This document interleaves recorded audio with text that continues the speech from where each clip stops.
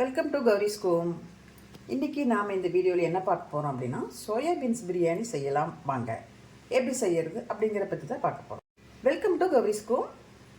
இன்றைக்கி நாம் soya beans biryani எப்படி செய்கிறதுன்னு பார்க்க போகிறோம்.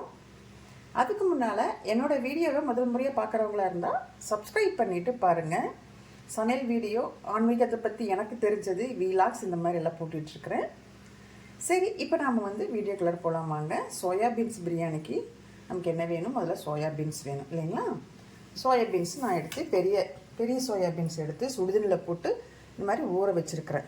இதை இப்படி பிழிஞ்சு சுத்தமாக தண்ணியே இல்லாமல் எடுத்து வச்சுக்கணும். சரிங்களா? அடுத்தது அதுக்கு தேவையான பொருள் 2 தக்காளி, 2 பெரிய வெங்காயம். இது ஒரு 4 ஏலக்காய், ஒரு 5 கிராம்பு, பட்டை, அதுக்கப்புறம் அன்னாச்சி பூ, இதெல்லாம் போட்டு பொடி பண்ணி வச்சுருக்கிறேன். இது இஞ்சி பூண்டு பேஸ்ட்டு. இஞ்சி பூண்டு பேஸ்ட்டு ஒரு 10 பல்லு இஞ்சி, பெரிய பல்ல 10 பல்லு பூண்டு, இவ்வளோ நீளமான இஞ்சி கொஞ்சம் அரைச்சி பேஸ்ட்டாக பண்ணி வச்சுருக்கிறேன். அப்புறம் இதுக்கு பச்சை மிளகா வச்சுருக்கிறேன், ஒரு 5 பச்சை மிளகா. அரிசி 1.5 டம்ளர் நான் போட்டிருக்கிறேன். எனக்கு 5 பச்சை மிளகா போதும், அதனால் நான் போட்டிருக்கிறேன். உங்களுக்கு கம்மி பண்ணால் கம்மி பண்ணிக்கலாம், அதிகம் பண்ணால் அதிகம் பண்ணிக்கலாம். அடுத்தது கருவேப்பிலை, புதினாவும் கொத்தமல்லி தலையும் நல்லா கழுவி வச்சுருக்கிறேன். சரி, இப்போ நம்ம ரெடி பண்ணிவிட்டு எப்படி தாளிச்சு விடலாம் அப்படின்னு பார்க்கலாம். சரிங்களா? இப்போ குக்கர் வச்சு அதில் நான் ஆயில் ஊற்றிருக்கிறேன். அதில் முதல்ல 2 பிரிஞ்சி இலை, அடுத்தது பட்டை, அடுத்தது கல்பாசி, 3 போடுறேன். 3 போட்டு 2 திருப்பிட்டு, அடுத்தது பச்சை மிளகாய், கருவேப்பிலை, வெங்காயம். ஏன் ஒன்றா போட்டேன் அப்படின்னா இந்த பச்சை மிளகாய் அப்படி தெரிக்கும், அதனால ஒன்றா போட்டு அப்படியே வதக்க வேண்டியது. கொஞ்சம் லைட்டாக வதக்கலாம். வெங்காயம் கொஞ்சம் வதங்கிடுச்சு. அடுத்து தக்காளி போட்டுக்கலாம்.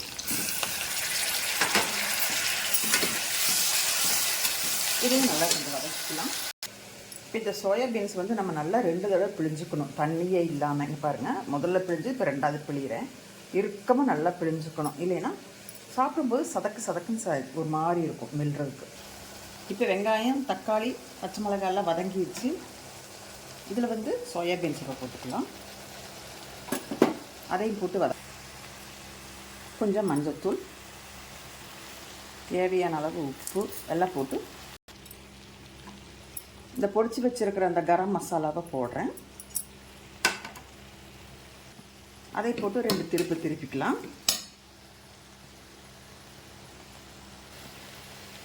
அடுத்தது இஞ்சி பூண்டு பேஸ்ட் அரைச்சி வச்சுருக்கேன் இல்லையா, அதையும் போட்டுக்கலாம்.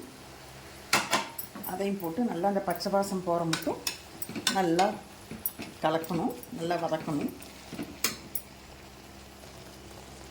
கொஞ்சம் லெமன் பிழிகிறேன்.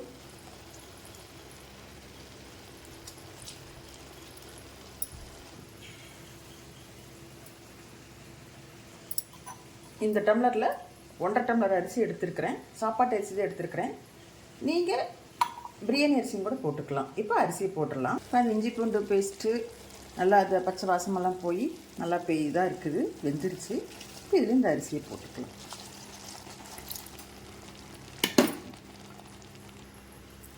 இந்த 1.5 டம்ளர் அரிசிக்கு இந்த டம்ளரில் 3 டம்ளர் தண்ணி ஊற்றுறேன்.